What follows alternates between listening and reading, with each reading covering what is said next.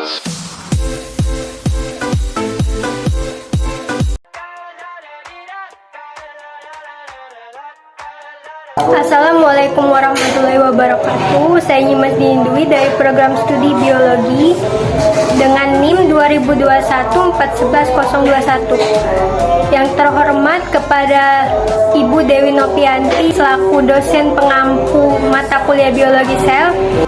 Baiklah, pada video kali ini saya akan menjelaskan tentang membran sel dan sitoskeleton. Yang pertama ada membran sel. Membran sel atau membran plasma adalah sebuah struktur selaput tipis yang menyelubungi sebuah sel. Fungsinya yaitu melindungi bagian sel dan memberi bentuk sel, media komunikasi antara lingkungan sel, melakukan seleksi pada zat yang keluar masuk sel. Struktur atau komponen penyusun membran sel ada 3. Yang pertama ada fosfolipid, mempunyai 2 bagian yaitu hidrofobik terdiri atas asam lemak, hidrofilik terdiri atas gliserol, fosfat, dan gugus tambahan seperti kolin, serin, dan lain-lain. Yang kedua, protein. Ada protein integral dan protein periferal. Yang ketiga ada karbohidrat. Karbohidrat yang berkaitan dengan protein disebut glikoprotein dan yang berkaitan dengan lemak disebut glikolipid. Transport zat melalui membran sel. Yang pertama ada transport pasif. Transport pasif, transport yang tanpa memerlukan energi. Proses transport ini dapat terjadi secara difusi dan osmosis. Difusi adalah gerakan molekul dari suatu daerah dengan konsentrasi yang tinggi ke daerah lain dengan konsentrasi lebih rendah. Osmosis adalah perpindahan zat pelarut melalui membran selektif permeabel dari konsentrasi zat pelarut tinggi menuju konsentrasi zat pelarut rendah. Yang kedua ada transport aktif, memerlukan energi. Proses transport ini dapat terjadi secara endositosis, yaitu peristiwa masuknya zat padat atau cair melalui membran.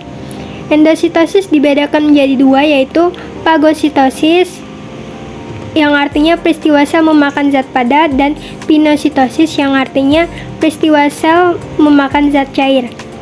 Yang kedua ada eksositosis, yaitu proses pengeluaran zat padat atau cair melalui membran sel. Berikutnya ada sitoskeleton. Sitoskeleton adalah jaringan filamen dan tubulus yang membentang di seluruh sel melalui sitoplasma yang mencakup semua materi di dalam sel selain nukleus.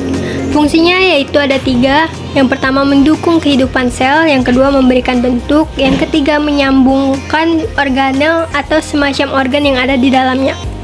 Sitoskeleton juga memiliki peran dalam transportasi molekul, pembelahan sel, dan sinyal sel. Struktur sitoskeleton.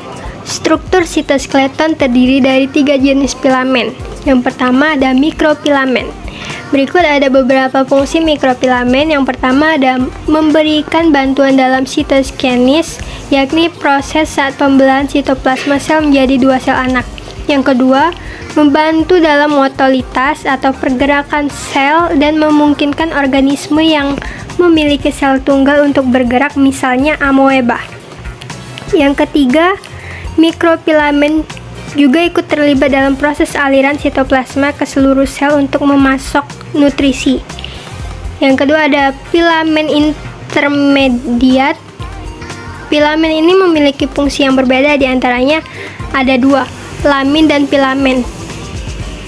Lamin berfungsi mendukung selubung nukleus yang mengelilingi nukleus.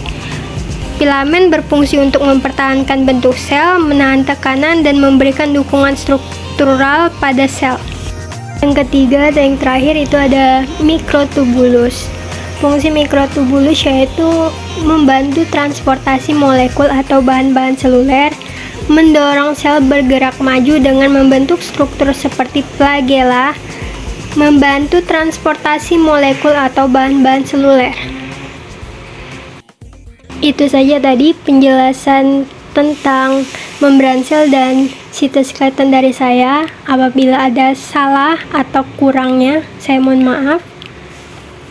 Thanks for watching.